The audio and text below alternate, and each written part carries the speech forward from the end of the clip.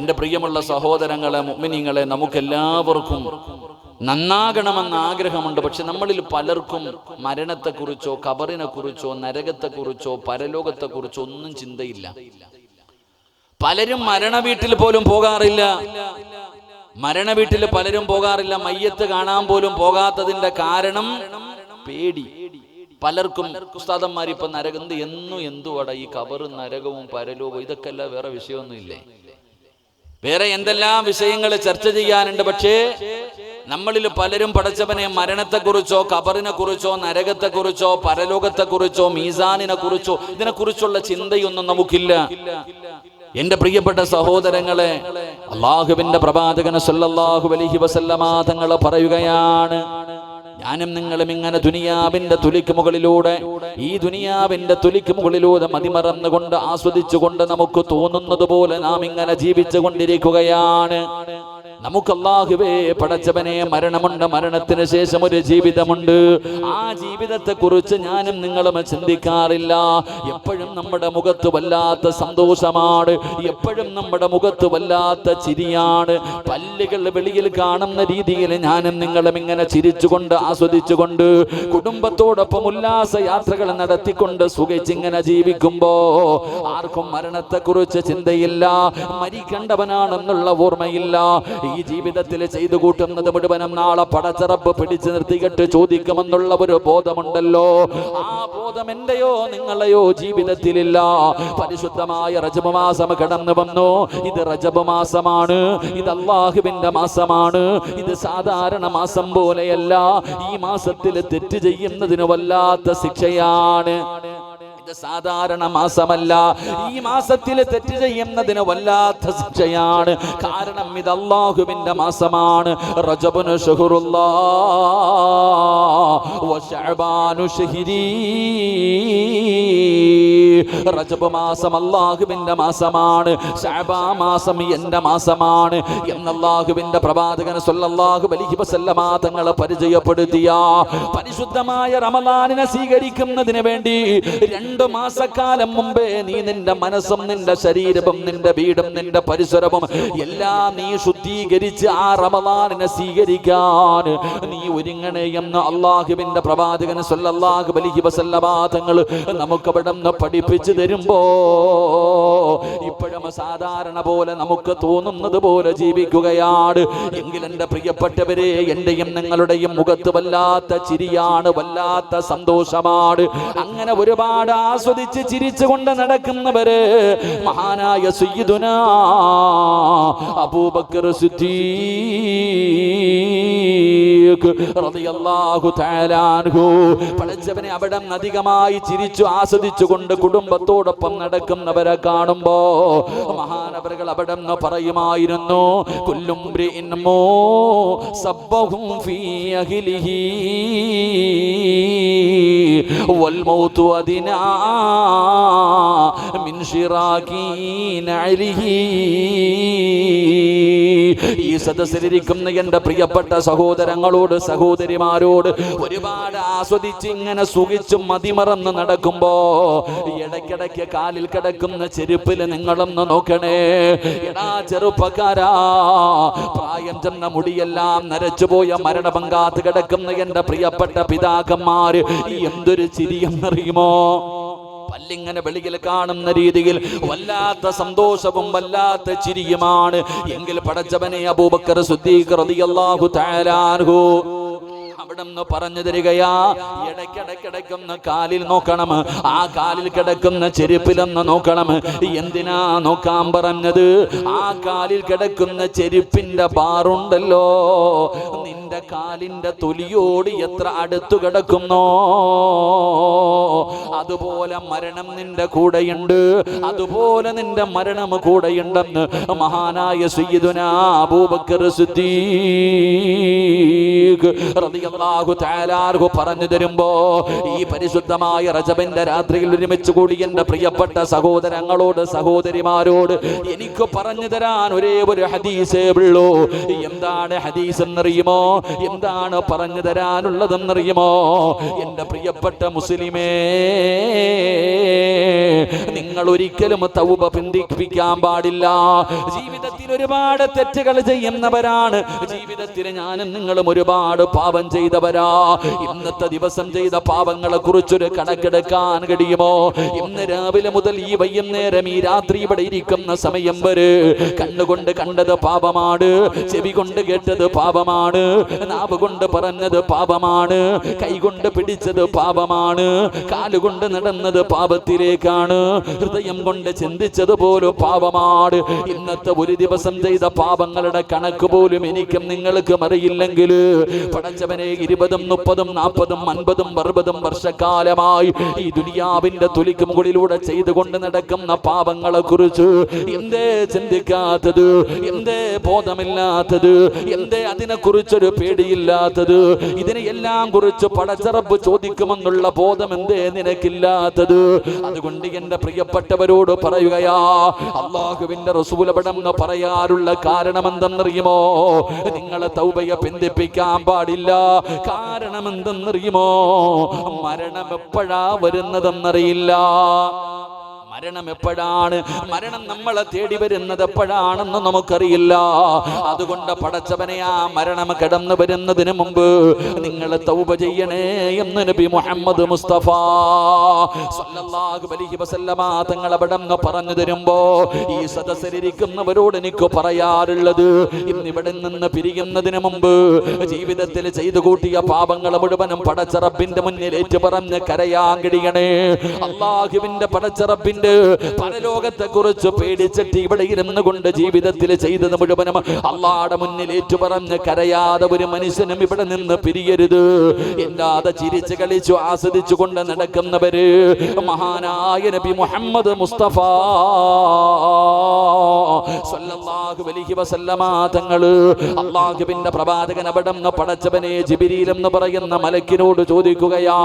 അള്ളാന്റെ റസൂൽ അതാ ജിബ്രീൽ എന്ന് പറയുന്ന മലക്കിനോട് ചോദിക്കുകയാ, ജിബ്രീലേ, ഈ മീകായിൽ എന്ന് പറയുന്ന മലക്ക് ചിരിക്കാത്തതെന്തേ ജിബ്രീൽ? അല്ലാഹുവിന്റെ പ്രവാചകൻ സല്ലല്ലാഹു അലൈഹി വസല്ലമ തങ്ങൾ അവിടെന്ന് ചോദിക്കുകയാ, എന്തുകൊണ്ടാണ് ജിബ്രീലേ മീകായിൽ എന്ന് പറയുന്ന മലക്ക് ചിരിക്കാത്തത്? ഇന്ന് വരെ ചിരിക്കുന്നത് കണ്ടിട്ടില്ലല്ലോ. ആ സമയത്ത് ജിബ്രീൽ പറയുന്നു, യാ റസൂലല്ലാഹ്, നരകത്തിനെ കണ്ടതിന് ശേഷമാണ് നബിയേ, നരകത്തിനെ കണ്ടതിന് ശേഷമാണ് ആ ജിബ്രീൽ ദാ മീകായിൽ എന്ന് പറയുന്ന മലക്ക് ചിരിക്കാത്തതെന്ന് മുത്തുനബിയോട് പറഞ്ഞു കൊടുക്കുമ്പോ ആ നരകത്തെ കുറിച്ച് എനിക്കോ നിങ്ങൾക്കോ വല്ല ചിന്തയുമുണ്ടോ? എത്രയോ പേരുടെ മയ്യത്ത് കാണുന്നു, നല്ല രീതിയിൽ മരിച്ചവർ, മോശമായി മരിച്ചവർ, പലരുടെയും മയ്യത്ത് ഞാനും നിങ്ങളും കാണുന്നുണ്ട്. പക്ഷേ നമ്മളെ കൊണ്ട് പടച്ചവനെ എന്തെങ്കിലും ഒരു ബോധമുണ്ടോ? അതുകൊണ്ട് എന്റെ പ്രിയപ്പെട്ടവരോട് പറയുകയാണ്, മഹാനായ നബി മുഹമ്മദ് മുസ്തഫ സല്ലല്ലാഹു അലൈഹി വസല്ലമ തങ്ങള് അല്ലാഹുവിന്റെ പ്രവാചകൻ ഒരു ദിവസം പാതിരാത്രി നോക്കുമ്പോ കഅബാലയത്തിന്റെ മുറ്റത്തിരുന്ന് കൊണ്ട് ആരോ ഇങ്ങനെ കരയുകയാണ്. പരിശുദ്ധമായ കഅബാലയത്തിന്റെ മുറ്റത്ത് നിന്നിട്ട് കഅബയുടെ കില്ല പിടിച്ചുകൊണ്ട് ആരോ കരയുകയാ. അല്ലാഹുവിന്റെ റസൂലിന് അത്ഭുതമായി, ആരാണ് പടച്ചവന് ഈ രാത്രിയിൽ കഅബാലയത്തിന്റെ കില്ല പിടിച്ചുകൊണ്ട് കരയുന്നതാരാ? അല്ലാഹുവിന്റെ പ്രവാചകൻ ചെന്ന് നോക്കുമ്പോ ആരാ കരയുന്നതെന്നറിയുമോ? മുഖറബുൽ അംലാക്ക് മലക്ക് ജിബ്രീൽ. ജിബ്രീൽ അലൈഹിസ്സലാമാണ് കഅബാലയത്തിന്റെ കില്ല പിടിച്ചിട്ട് കരയുന്നത്. അല്ലാഹുവിന്റെ റസൂൽ സല്ലല്ലാഹു അലൈഹി വസല്ലം തങ്ങൾ നോക്കുമ്പോ ആരോ രാത്രി ഇങ്ങനെ ഒരു കരച്ചിലിന്റെ ശബ്ദം. പ്രവാചകൻ അവിടെ ഇറങ്ങി നോക്കുമ്പോൾ കഅബാലയത്തിന്റെ മുറ്റത്ത് നിന്ന് കഅബയുടെ കില്ല പിടിച്ചുകൊണ്ട് ഇങ്ങനെ ആരോ കരയുന്നു. റസൂലുള്ളാഹി സ്വല്ലല്ലാഹു അലൈഹി വസല്ലമ തങ്ങൾ ചെന്ന് നോക്കുമ്പോൾ ആരാ കരയണത്? എന്റെ പ്രിയപ്പെട്ടവരെ, മഹാനായ മുഖറബുൽ അംലാഖ് മലക്ക് ജിബ്രീൽ അലൈഹിസ്സലാം. അല്ലാഹുവിന്റെ റസൂൽ സല്ലല്ലാഹു അലൈഹി വസല്ലമ തങ്ങൾ ചോദിച്ചു, എന്തിനാ ജിബ്രീലെ നീ കരയുന്നത്? എന്തിനാ ജിബ്രീലെ നീ കരയുന്നത്? ആ സമയത്ത് ജിബ്രീൽ അലൈഹിസ്സലാം അല്ലാഹുവിന്റെ പ്രവാചകൻ സല്ലല്ലാഹു അലൈഹി വസല്ലമ തങ്ങളോട് പറഞ്ഞു, നബിയേ, നരകത്തെ കുറിച്ച് ഓർത്തിട്ട് ഞാൻ കരയുക, നരകത്തെ കുറിച്ച് ഓർത്തിട്ട് ഞാൻ കരയുകയാണ്. അള്ളാഹുവിന്റെ റസൂൽ സല്ലല്ലാഹു അലൈഹി വസല്ലമ തങ്ങൾ ചോദിച്ചു, നീ എന്തിനാ നരകത്തെ ഓർത്ത് കരയണം? നീ മലക്കുകളുടെ നേതാവല്ലേ? നീയല്ലേ ഞങ്ങൾക്ക് എല്ലാവർക്കും ലോകത്ത് കടന്നു വന്ന പ്രവാചകന്മാർക്ക് മുഴുവനും വഹിയുമായിട്ട് കടന്നു വന്നത് നീയല്ലേ? നീ എന്തിനാ കരയണേ? നീ എന്തിനാ നരകത്തെക്കുറിച്ച്? നീ സ്വർഗത്തിലാണല്ലോ, എന്തിനാ നീ പേടിച്ച് കരയുന്നത്? അള്ളാഹുവിന്റെ പ്രവാചകൻ സല്ലല്ലാഹു അലൈഹി വസല്ലമ തങ്ങൾ ചോദിച്ചപ്പോൾ ജിബ്രീൽ എന്ന് പറയുന്ന മലക്ക് പറഞ്ഞു കൊടുത്ത മറുപടി എന്തെന്നറിയുമോ? നബിയേ, ഞങ്ങളുടെ ഉസ്താദായിരുന്നു ഇബ്ലീസ്. മലക്കുകളിൽ ഏറ്റവും ഉയർന്ന പദവിയുള്ള ആളായിരുന്നു. അസാസിയിൽ ശപിക്കപ്പെട്ട ഇബ്ലീസ് ഞങ്ങളുടെ നേതാവ്, ഞങ്ങളുടെ ഉസ്താദായിരുന്നു. അവന്റെ ഗതി ഇങ്ങനെ ആയി പോയില്ലേ? ഇനിയിപ്പം ഞങ്ങളുടെ ഗതി എന്താകുമെന്ന് അറിയത്തില്ല. അതുകൊണ്ട് ഭയന്നുകൊണ്ട് കരയുകയാണെന്ന് മുഖറബുൽ അംലാഖ് മലക്ക് ജിബ്രീൽ അലൈഹിസ്സലാം. ആ മലക്കു പോലും പടച്ചവനെ കരഞ്ഞു എന്ന് ചരിത്രം പറയുമ്പോൾ എനിക്കും നിങ്ങൾക്കും കരയാൻ തന്നെ സമയമില്ല. നമ്മൾ കരയും, കുറച്ച് പൈസ നഷ്ടപ്പെടണം, വല്ലാത്ത കടം വരണം, അല്ലെങ്കിൽ മാരക രോഗങ്ങൾ പിടിക്കണം, അല്ലെങ്കിൽ ജീവിതത്തിൽ ആരെങ്കിലും രോഗം പിടിച്ച് കിടക്കുമ്പോൾ അവിടെ പോയി നിന്ന് കരയും. ആവശ്യമുള്ളിടത്തൊന്നും കരയാറില്ല. ആവശ്യമില്ലാത്ത സ്ഥലങ്ങളിൽ മുഴുവനും ഞാനും നിങ്ങളും കരയല. എന്റെ പ്രിയപ്പെട്ട സഹോദരങ്ങൾ, അതുകൊണ്ട് ഈ സദസ്സിലിരിക്കുന്ന എല്ലാവരോടും ഞാൻ പറയുന്നു, നിങ്ങൾ വീടെത്തുമെന്ന് ഉറപ്പില്ല. ഈ വഅ്ള് പറയുന്ന ഞാനോ ഈ വഅ്ള് പറയുന്ന നിങ്ങളോ വീട് വരെ ചെല്ലുമെന്ന് യാതൊരു ഉറപ്പുമില്ല. അള്ളാഹു നമുക്ക് ദീർഘായുസ് നൽകുമാറാകട്ടെ. വല്ല ഉറപ്പുണ്ടോ? നമുക്ക് ആർക്കെങ്കിലും ഉറപ്പുണ്ടോ? അപ്പ ഇന്ന് വഅ്ള് കഴിഞ്ഞ് വീടെത്തുമെന്ന് ഉറപ്പുള്ള ആരെങ്കിലും ഉണ്ടെങ്കിൽ ഒന്ന് കൈവക്കിക്ക്. ആർക്കും ഉറപ്പില്ല. ശരി, അള്ളാഹു ഈമാൻ നിലനിർത്തി തരുമാറാകട്ടെ. മൈക്ക് സെറ്റുകാരെ ഇത്തിരി കൂടെ ഒന്ന് വളർത്തി വെച്ചേക്കാം. എന്താ ചങ്ങാതി? മൈക്ക് സെറ്റ് ഇത്തിരി വളർത്തി വെച്ചു മക്കളെ. ഇൻഷാ അല്ലാഹ് ഞാൻ ഇത്തിരി കുറയ്ക്കാം, നിങ്ങൾ ഇത്തിരി കൂട്ടിക്കോ ഇൻഷാ അല്ലാഹ്. അപ്പം നമുക്ക് എല്ലാവർക്കും ഇന്ന് രാത്രി വീടെത്തുമെന്ന്, ഞാൻ നാളെ രാവിലെ എൻ്റെ വീട്ടിൽ എനിക്ക് അത്യാവശ്യമായിട്ട് ചെല്ലുന്നുണ്ട്, ഞാൻ ചെല്ലുമെന്ന് എനിക്കുറപ്പില്ല. അപ്പൊ പിന്നെ എന്ത് ചെയ്യണം? ഇന്ന് രാത്രി തന്നെ ഈ സദസ്സിൽ ഇരുന്ന് പൊട്ടിക്കരഞ്ഞ് തൗബ ചെയ്തിട്ട് വേണം പോകാൻ. അള്ളാഹു ഭാഗ്യം തരുമാറാകട്ടെ. ഇൻഷാ അല്ലാഹ് ചെയ്തൂടെ? എന്തേ പ്രതിഫലം ചെയ്ത? തൗബ ചെയ്യാൻ പറഞ്ഞപ്പോൾ വലിയ പാടാ. അത് റമളാൻ 27 വരണം തൗബ ചെയ്യണമെങ്കിൽ. തൗബ ചെയ്യാൻ വേണ്ടി മാത്രം ഒരു ദിവസം, അന്ന് തൗബ ദിവസം. വർഷത്തിലൊരിക്കൽ മാത്രം തൗബ ചെയ്താൽ പോരാ, എല്ലാ ദിവസവും തൗബ ചെയ്യണം. ഒരു പാപം ചെയ്തു കഴിഞ്ഞാൽ കിടന്നുറങ്ങുന്നതിന് മുമ്പ് അന്നത്തെ ദിവസം തന്നെ തൗബ ചെയ്തിരിക്കണം. എന്താണ് തൗബ ചെയ്താൽ കിട്ടുന്ന പ്രതിഫലം? ഈ ഇരിക്കണ നിങ്ങൾ ആരെങ്കിലും കള്ളുകുടിയനാണെങ്കിലും വ്യഭിചാരിയാണെങ്കിലും പലിശ തിന്നവനാണെങ്കിലും പെണ്ണുപിടിയനാണെങ്കിലും എത്ര വൃത്തികെട്ടവനാണെങ്കിലും ഇന്നിവിടെ ഇരുന്ന് റബ്ബിന്റെ മുന്നിൽ തൗബ ചെയ്തിട്ട് നീ അങ്ങോട്ട് പോകണ വഴിയിൽ അങ്ങ് മരിച്ചെന്ന് കരുതുക. ഇവിടെ നിന്ന് പിരിഞ്ഞു പോകുന്ന സമയത്ത് നീ അങ്ങ് വീണു മരിച്ചുപോയെന്ന് കരുതുക. ആ വീണു മരിച്ചുപോയ നിന്നെ നാളെ നാട്ടുകാരെല്ലാരും കുടുംബക്കാരെല്ലാരും കൂടെ കുളിപ്പിച്ച് നല്ല രീതിയിൽ പൊതിഞ്ഞ് ഇവിടുത്തെ പള്ളിയിൽ കൊണ്ടുപോയി മയ്യത്ത് നമസ്കാരം കഴിഞ്ഞിട്ട് നിന്റെ ജനാസ പള്ളിപ്പറമ്പിലേക്ക് കൊണ്ടിറങ്ങുമ്പോ തന്നെ ഖബറാളികൾക്ക് മുഴുവനും സന്തോഷം. ഈ കള്ളുകുടിയനായ വ്യഭിചാരിയായ വൃത്തികെട്ടവനായ നീ ഇന്നിവിടെ ഇരുന്ന് തൗബ ചെയ്തിട്ട് മരിച്ചുപോയ നിന്റെ മയ്യത്ത് കൊണ്ടുപോകുമ്പോ തന്നെ ഖബറാളികൾക്ക് പെരുന്നാളിന്റെ ആഘോഷമാണ്. എന്തേ കാരണമെന്നറിയുമോ? നിന്നെ കൊണ്ടുപോയി ഖബറടക്കുമ്പോൾ ആ ഖബറിന്റെ പരിസരത്ത് കിടക്കുന്ന ഖബറാളികൾക്ക് പോലും നിന്റെ ബറക്കത്ത് കൊണ്ട് അല്ലാഹു പുറത്തു കൊടുക്കുമെന്ന് നബി മുഹമ്മദ് മുസ്തഫ. തൗബ ചെയ്തിട്ട് മരിച്ചുപോയ നിന്റെ ബർക്കത്ത് കൊണ്ട്, ഹാഫിളും ആലിമും ഹാജിയും പള്ളി കെട്ടിക്കൊടുത്തവന്റെ അല്ല, ജീവിതത്തിൽ ചെയ്തു പോയ ഒരു പാപം അല്ലാഹുവിന്റെ മുന്നിൽ ഏറ്റുപറഞ്ഞിട്ട് മരിച്ചുപോയ നിനക്ക് കിട്ടുന്ന പ്രതിഫലമല്ല, നിന്റെ പരിസരത്ത് കിടക്കുന്നവർക്ക് കിട്ടുന്ന പ്രതിഫലം. അവര് പോലും രക്ഷപ്പെടും, അള്ളാഹു അവർക്ക് പുറത്തു കൊടുക്കും, അള്ളാഹു അദാബ് മാറ്റിവെക്കുമെന്ന് നബി മുഹമ്മദ് മുസ്തഫ സല്ലല്ലാഹു അലൈഹി വസല്ലം. അപ്പൊ പിന്നെ അള്ളാഹ് നിനക്ക് തരുന്ന പ്രതിഫലം എന്തായിരിക്കും? അടുത്ത് കിടക്കുന്നവർക്ക് പോലും അള്ളാഹു ഇത്രയും വലിയ പ്രതിഫലമാണ് കൊടുക്കുന്നതെങ്കിൽ അള്ളാഹു നിനക്ക് തരുന്ന പ്രതിഫലം എന്തെന്ന് നീ ഒന്ന് ചിന്തിച്ചു നോക്ക് ചെറുപ്പക്കാരാ. അതുകൊണ്ട് ഈ സദസ്സിലിരിക്കുന്നവരോട് പറയുകയാണ്, ഒരാളെ പോലും കരയാതെ എഴുന്നേക്കരുത്. ഇന്ന് ഈ സദസ്സിലിരുന്നു കൊണ്ട് അവസാനം വരെ ഇരുന്നിട്ട് പടച്ചറപ്പിന്റെ ദർബാറിലേക്ക് ഇരു കരങ്ങൾ ഉയർത്തുമ്പോ നിങ്ങൾക്കൊന്ന് കരയാൻ കഴിയുമോ? ഒരുപാട് കരയണമെന്ന് പറയുന്നില്ല, ഒരുപാട് നിലവിളിക്കണമെന്ന് പറയുന്നില്ല, ഒരുപാട് പൊട്ടിക്കരയണമെന്ന് പറയുന്നില്ല. എന്റെ പ്രിയപ്പെട്ട സഹോദരങ്ങളെ, അല്ലാഹുവിന്റെ റസൂൽ പറഞ്ഞത് എന്തെന്നറിയുമോ? യാ അയ്യുഹന്നാസ്,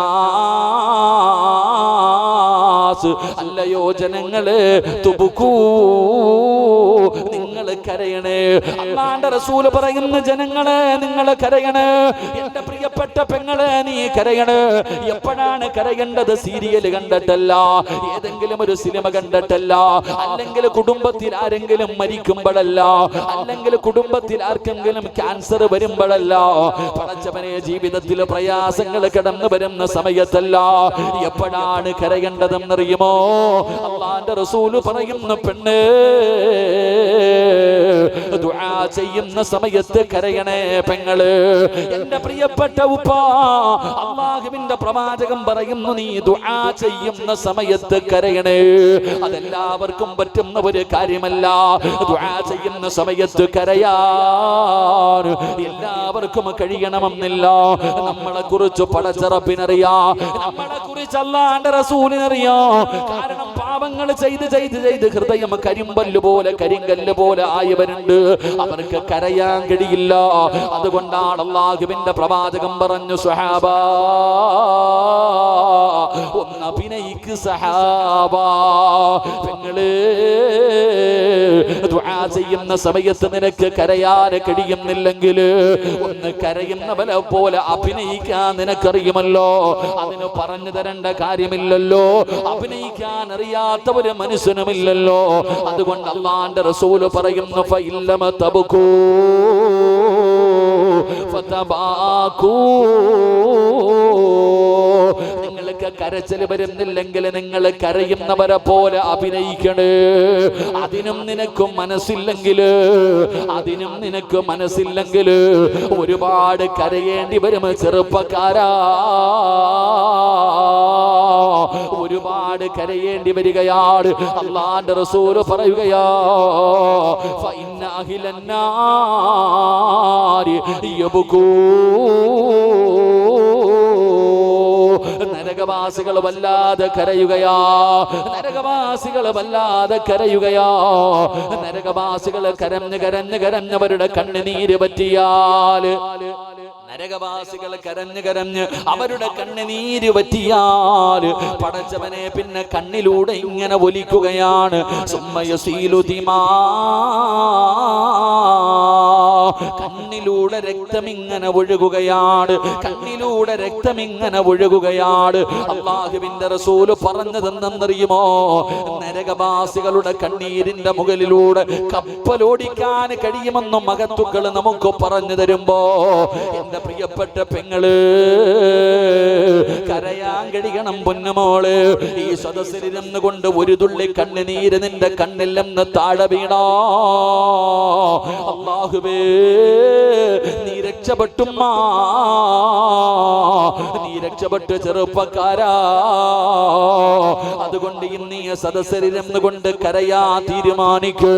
അല്ലാഹുവേ ഞങ്ങൾക്ക് അതിനുള്ള ഭാഗ്യം തരണേ അല്ലാ.